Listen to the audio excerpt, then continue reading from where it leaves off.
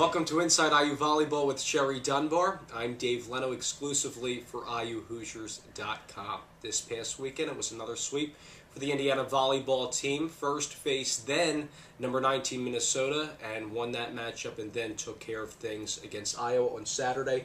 Let's begin with Minnesota, and it started with the blocking. 13 blocks to the Golden Gophers 12, and we said this on the broadcast the previous week against Penn State and Ohio State, only 5 collective blocks, so definitely a different outcome. Yeah, I mean, I wish I knew the secret to that. We've been working on it a lot in practice, and I was very happy with what they brought from practice over to the matches, obviously, last weekend. But I really felt like that was a great match for us, just to turn it around after going 0-2 on the road and then coming back and playing a really tough Minnesota team. So I was happy. I think that match was won really in that second set. We were down 24-21, I believe, and came back and won 26-24. And it was nice after that, but I think that really set the tone for how much fight our team was going to have that night. And if you dissect that part alone, pick that out, I'm not so sure that the squad could have done that early part in the Big Ten season. No. They accomplished it there. Yeah, I think that's just them just refusing to give up and refusing to let down. And, that last rally was forever. It seemed like kind of a tip fest going back and forth, and no one wanted the ball to fall, and the defense was great on both sides, and it was nice just that everybody was a part of that. And I just really, obviously playing at home, that helps in those long rallies to finish it off, but we could have easily given up that second set. We were down 20, whatever it was, 22-15, I think, in that same set, and I just really like how the team is playing right now, and with their perseverance and ability to just keep fighting no matter what the score is. So it carried over to the next night against the Hawkeyes, a squad who defeated your team in 5 sets in Iowa City, but it was a revenge game for you, and you countered. Yeah, I mean, I've watched that match several times, and the kids know it. I have to stop watching it before practice because I think I go in with a bad attitude with practice because, I still look back on that match, and you don't want to redo things because maybe, and I told them this, maybe that's the reason we turned it around after that and went 5 for 6 in Big Ten matches. But I still look back on that and feel like we were just not playing good volleyball. We got outfought in that match defensively. Iowa played very well against us. And so, yeah, for me I took it personally because I felt like our defense, which is our effort with our team, was not existent that weekend. And so to come out and beat them in 3, as we've matured as a team and show that passion and that fight with defense, I thought was very important for our program right now. Jordan Haverly was named Big Ten Player of the Week. She had 24 kills against Minnesota and hit over 400 against Iowa. She is your kills leader, and along with Ashley Benson, that's a pretty good front.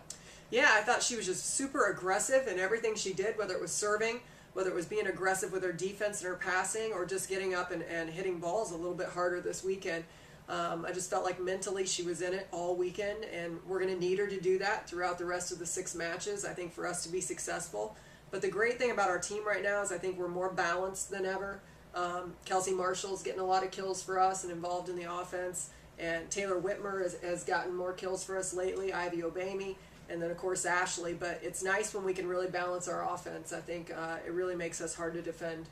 After this, we'll be joined by Director of Operations, Kelsey Cronin.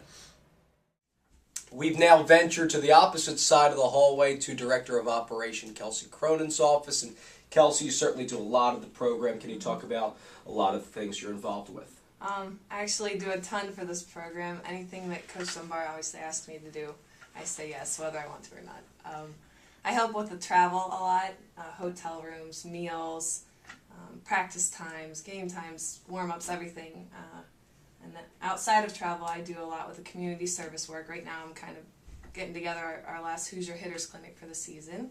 And in the summer, since I haven't been here a full year yet, I will help with camp and that whole monster of a project, which I'm really excited about. Other than that, I do... Look at this office. You're an organized person. Really Look at this. I don't know where to start. I have a lot of file cabinets. And I do a lot with compliance. So basically, if we want to give any signatures out, if we want to do any community service, there's pretty much a paper for everything but to breathe in this program.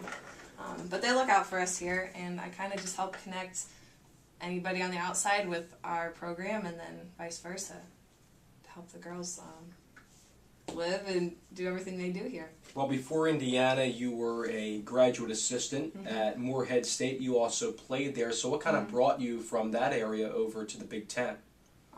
Honestly, I mean, I love the Midwest, and as I was getting ready to graduate in 2008, I think, or 2009, I honestly forget where I graduated, or when I graduated. You do have a master's Yeah. degree, so you've done a lot It of was school. kind of, too.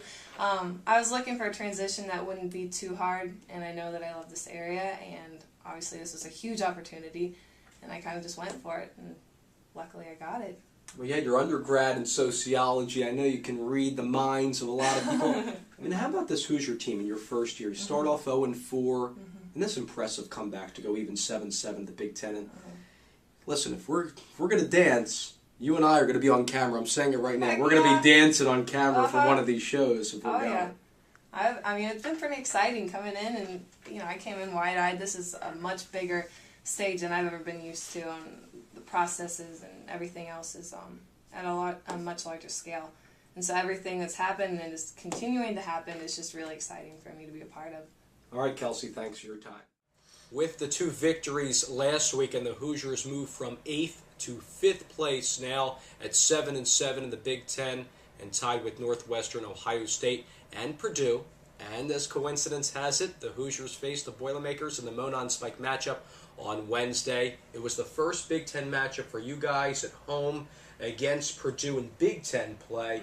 Didn't go your way. Ariel Turner had an impressive performance with over 20 kills. Yeah, that was an emotional loss for us. As we know, it was very close. We won the first set, and then all 3 additional sets were won by 2 points. And great crowd. I mean, it was a great opener, I think, for the Big Ten on TV and everything, but definitely didn't go our way. So I think we're a better team now. I think we're both playing very good volleyball, which should make for a very fun matchup. I mean, when we look at, we're travel partners, so we're playing the same teams every weekend and seeing the scores and everything. So, it's always the big match. We have 2 seniors from the state of Indiana, so I think that makes it special for them.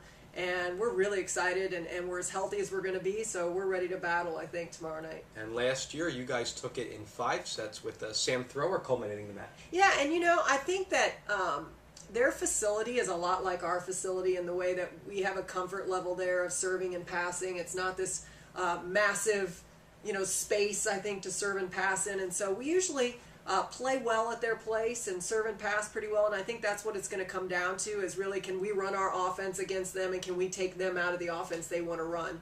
And at every level, I think that's really the bottom line, and so we've really focused on it this week, and I think we're ready to do that. Well, you take off against another feisty squad in Northwestern, who put off an incredible upset in my eyes against Illinois. Yeah, in 3.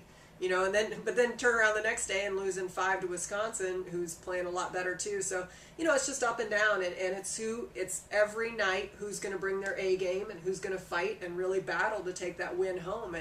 And so it's great that we're at home. Obviously, we love that since we're 9-1 at home. I think we just have to be prepared. They have 2 great middles in Sable Moffitt and Naomi Johnson that are having great careers and great senior seasons, and we got to be able to stop them to win. And as a reminder, it's Father-Daughter Night, so dads, bring your daughters out to the game on Saturday. On behalf of Coach Kelsey Cronin and Kyle Kuhlman, I'm Dave Leno. Best wishes, everyone.